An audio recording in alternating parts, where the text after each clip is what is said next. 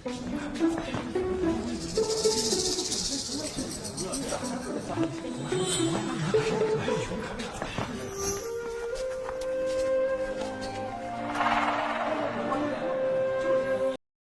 នាងទើបតែត្រឡប់មកពីក្រៅប្រទេសសោះត្រូវរៀបការបាត់ទៅហើយវាមិនរៀងប្រញាប់ពេកទេអីបើសិនជាមានបងប្រុសត្រឡប់មកវិញបណ្ដាំប៉ាម៉ាក់មិនអាចកែប្រែបានទេម្យ៉ាងទៀតលក្ខខណ្ឌក្នុងកិច្ចសន្យាមុនរៀបការនឹងវាតឹងតែងណាស់មើលទៅកូនកំលូះអស់នឹងច្បាស់ជាមិនព្រមទេគ្រាន់តែធ្វើលេងនឹងណា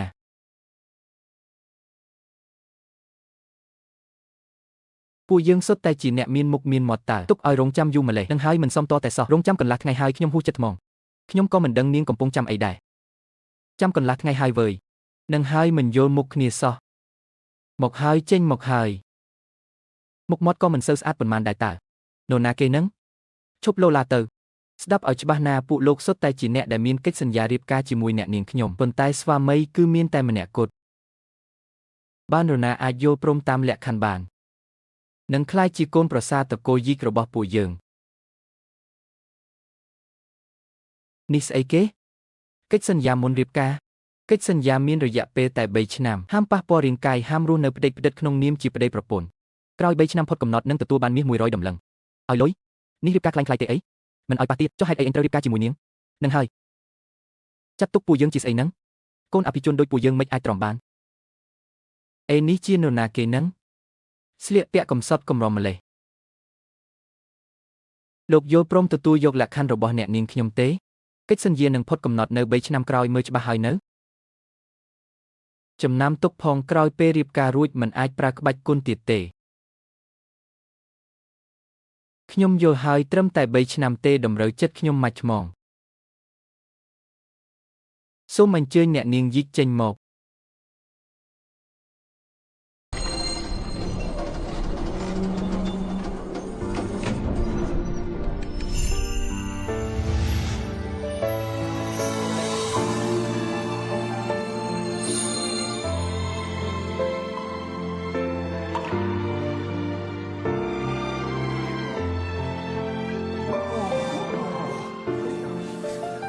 3ឆ្នាំក្រោយ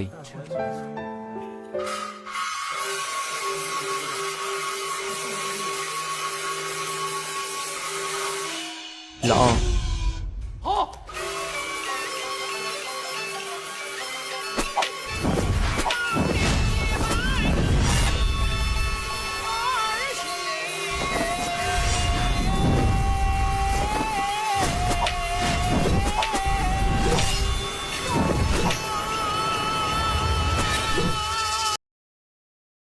ឈប់សិន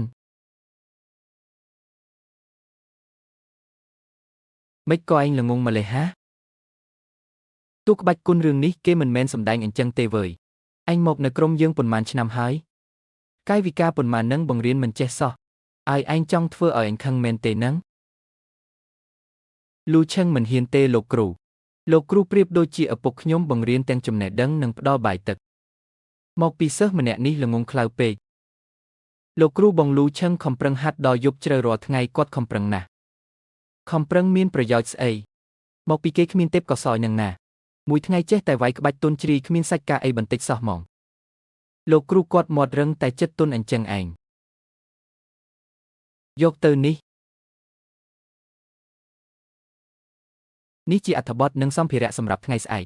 ឯងត្រូវសម្ដែងជាទូក្បាច់គុណដែលឈឺចិត្តស្លាប់ជាឈុតធម្មតាថ្ងៃស្អែកមានជនជាតិជប៉ុននិងអាមេរិកមកមើលផងត្រឡប់ទៅផ្ទះខំប្រឹងហាត់ទៅកុំឲ្យខ្មាស់គេថ្ងៃស្អែកខ្ញុំច្បាស់ជាសម្ដែងឲ្យបានល្អលោកគ្រូពិសាតែបន្តិចទៀតទៅ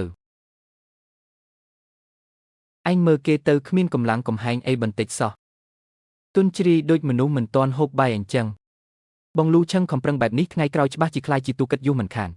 អញមើលផងថាអ្នកណាបង្រៀន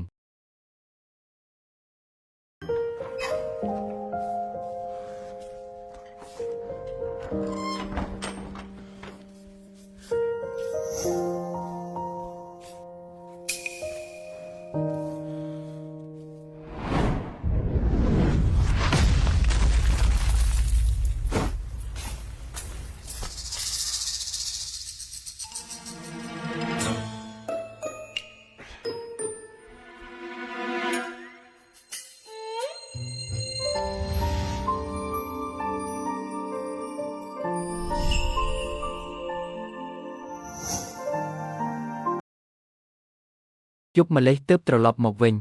យប់នេះក៏ត្រូវធ្វើទៀតដែរហ៎